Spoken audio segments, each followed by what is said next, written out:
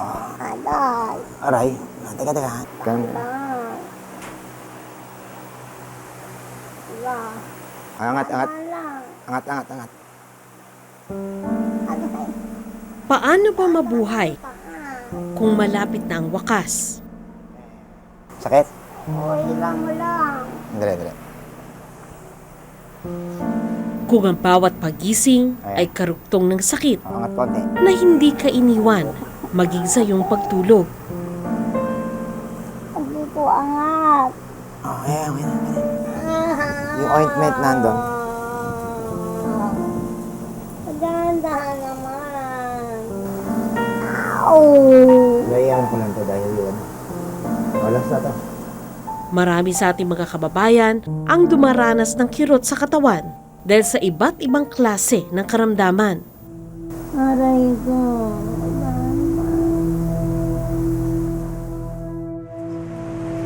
Ang kanilang paghihirap, madalas nasasaksihan lamang ng kanilang pamilya sa loob ng kanilang tahanan. Nung kumirot siya, ang pain score mo? 0 to 10? 9. May mga gamot para maibsan ang sakit na kanilang dinaranas. Pero maging ito ay kailangang paghirapan ng kanilang pamilya.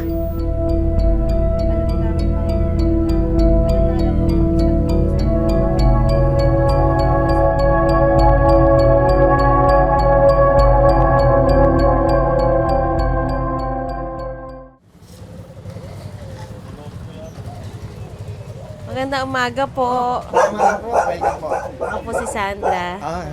Kamusta po kayo? Okay naman po. Okay lang. Andito po si Ana.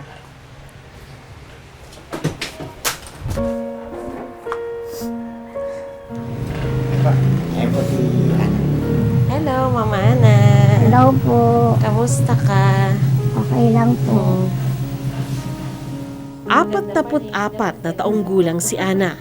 May stage 4 breast cancer na pinaniniwalaang kumalat na sa ibang bahagi ng kanyang katawan.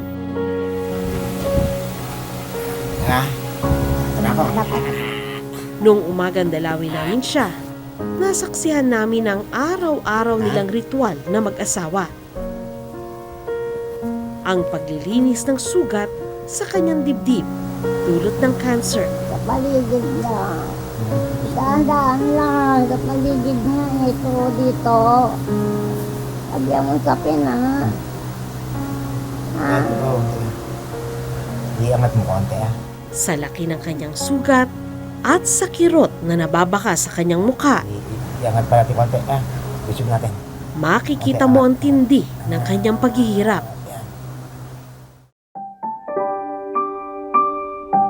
Nakadisplay sa kanilang tahanan ang litrato sa kasal ng mag-asawa. 19 anyos lang si Ana noon. Ang isang larawan, kinunan lang 2 taon ang nakararaan. May breast cancer na noon si Ana, pero nakakalakad pa. Bakit nagdesisyon ka na hindi magpa-opera? Kasi po, nung una, nung bata pa ako, hindi naman ako sakitin. Ngayon po, takot po talaga ako sa karayom. Oo. Talagang meron akong phobia talaga po sa karayom. Meron din naman nagpa-opera na humaba buhay, merong hindi. Kaya po ako, doon na lang po ako sa hindi nagpa-opera. Kumbaga po, ang inano ko na lang po, kasi po Christian ako. Kumbaga po, pinasa Diyos ko na lang yung faith, yung pananampalataya ko na lang yung nagpapalakas sa loob ko. Kahapon pa yan ba't di ko na nawala yung sakit? Dalawa mo na. Kahit tanggap na raw niya ang kirot na dulot ng cancer, may mga araw na halos hindi niya makayanan ng sakit. Bakit? Nahirapan ka lang, no? Sabi ko nga po, kung alam lang ng iba, sabi ng iba, kaya mo yan. Madaling magsalitang kaya mo eh. Yung sakit, hindi niya nararamdaman. Napakasakit. Parang pinupunit siya na daig mo pa yung hiniwa ng kutsilyo eh. Ang pakiramdam ko, katulad ngayon, pakiramdam ko po sa paa ko. Parang hiniwa po siya ng kutsilyo, ang sakit. Oo, wag-wawakan niya pa niya. Humina rin daw ang kanyang mga buto. Parang sumama na po, gumapang na yung sakit. Kaya po, ayan, tiis-tiis na lang Baka po dahan-dahan, ako. Opo, oo. dahan-dahan na lang po. Inaantay ko po na mamanhid siya sa pain reliever kung sakasakali. Yun nga lang po, sa hirap mo ng buhay, minsan, hindi ko po naiinom ng maayos yung pain reliever namin. Napakasakit po minsan, iniiyak ko na lang po. Jeepney driver ang asawa ni Ana na si Michael. 47 taong gulang. Pero mas madalas na ito sa bahay para mag-alaga sa kanyang misis. Tandaan. Sa kwenta mo, sa isang araw, magkano ang gamot niya? Sa kwenta ko po, halos siguro nasa 500 po mahigit eh. Kung kukumpleto. Kasi sa ngayon po, hindi ko po siya napapainom ng B-complex. Hindi ko po siya napapainom ng mga vitamins na dapat na kailangan niya. Ako na rin nakikiusap sa kanya, ma, hindi natin kaya eh. Sinasabi ko nga sa kanya. Kasi yung pagkain pa natin, ganito, binabudget lang din natin yung So parang gusto ko man ibigay, kaya lang wala naman akong magawa. Kasi yung kinikita ko, halos dun lang panapat sa gastusin namin dun sa lahat. Kapag nauubusan ng gamot, Kapag kadalaw na lang kami, asawa ko,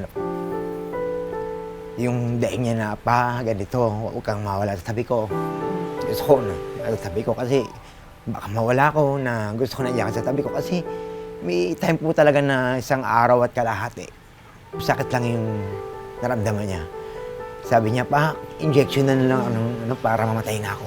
Minsan talagang tumatalikod na lang ako kasi gusto kong sumigaw, parang, kasi wala akong magawa. Sabi ko, magtiis ka lang. Sabi ko, hanggat nandiyan ka, nandito ako sa tabi mo.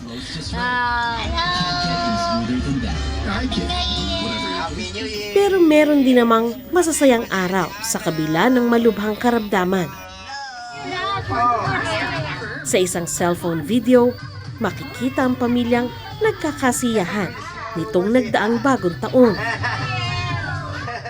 Yung pong time na wala pa siyang sakit, paano po siya noon? Yan pong asawa ko, talagang kilalang kilala po dito yan.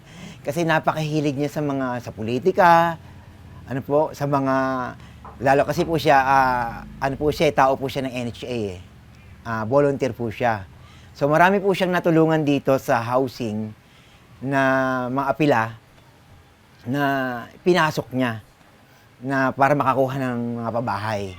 So mahilig siya sa mga volunteer na yung kung saan pwedeng mga makatulong. Oo.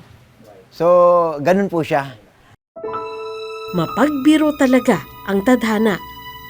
Ang babaeng kilalang masayahin at puno ng buhay, kailangang ipaglaban ang bawat sandali sa mundo.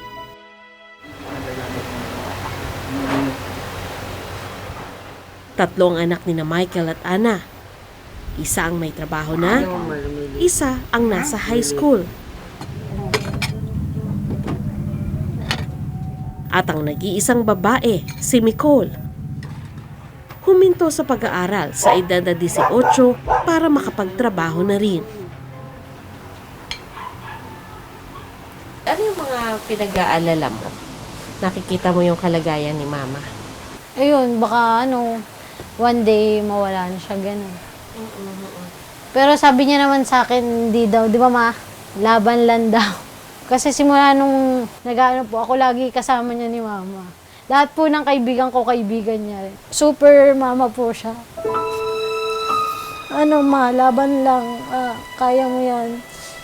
Nandito lang kami lagi sa'yo. Kahit lagi ka namin, napapasama yung loob mo minsan. Mahal na mahal ka pa rin namin magkakapatid. Kahit pasaway kami, yun, mahal na mahal ka namin. Hindi ka namin ipagpapalit kahit kanino. Yun na, di ba siya? Ako hanap nun. Gumawa ako ng paraan para maranasan niya yung pagdibo kahit na nakahiga lang ako. Kasunod nito, nasaksihan ko ang paboritong lambingan ng mag-ina. Hindi ka mataas kamay ko.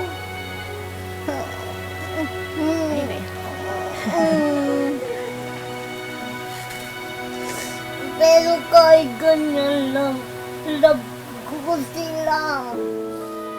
Naging emosyonal si Ana na hindi man lang niya mabalot ng kanyang mga bisigang anak. Lalo na Nakadudurog din ang pusong marinig ang sagot ng kanyang anak. Kulang ang yakap. Pati ito. Pero yung pagpaparamdam naman niya sa amin, hindi naman kulang. Hindi kulang.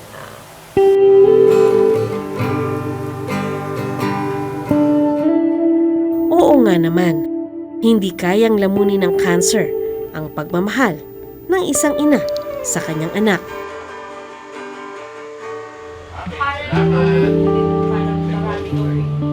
Ang The Ruth Foundation ay isang organisasyong tumutulong ng libre sa mga taong may malubhang karamdaman sa pamamagitan ng palliative and hospice care. Ito yung pagkalinga para lumuwag ang pakiramdam ng isang pasyente habang siya ay nabubuhay. So, palliative care is yung parang mas malawak na service, which ang goal niyan na yung quality of life ng pasyente, kahit may sakit na malubha, na-address yung mga nagpapahirap sa kanya. Nagpapahirap in terms of physical na hirap, emotional, no, even spiritual na hirap.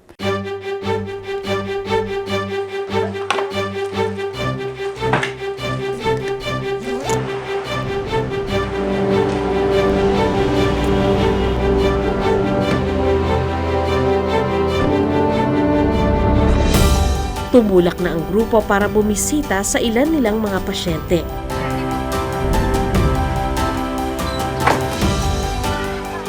Isa sa pinuntahan nila si Ana na ilang taon na nilang dinadalaw. Good morning, ate! Hi, ate! So, ngayong araw na to, kamusta yung kirot na nararamdaman mo? For 1 to 10 po. 1 to 10. Opo.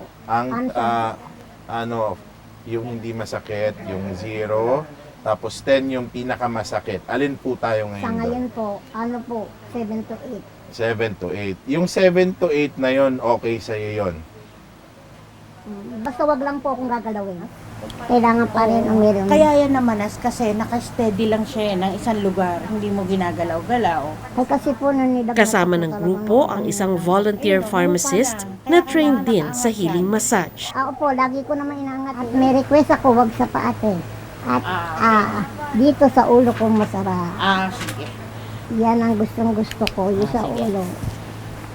Masigla ngayon si Ate Annalisa, nagre-request siya ng haplos sa ulo.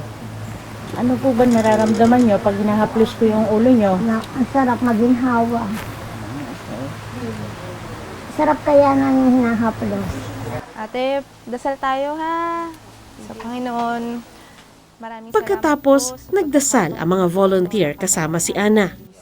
sa mga oras pong ito, Lord, iniaangat po namin lahat ng nararamdaman niyang kirot, lahat ng discomfort niya, Panginoon, ay iniaangat namin sa iyo. Nang iwan ng grupo si Ana, pihadong naroon pa rin ang sakit sa kanyang katawan.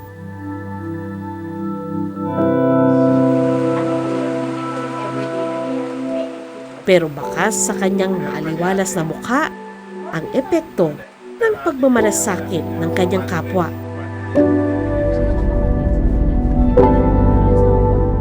Muling bumiyahe ang mga volunteer ng The Ruth Foundation papunta sa isa pang pasyente na sinasabing nakararanas ng sakit na tagos hanggang buto.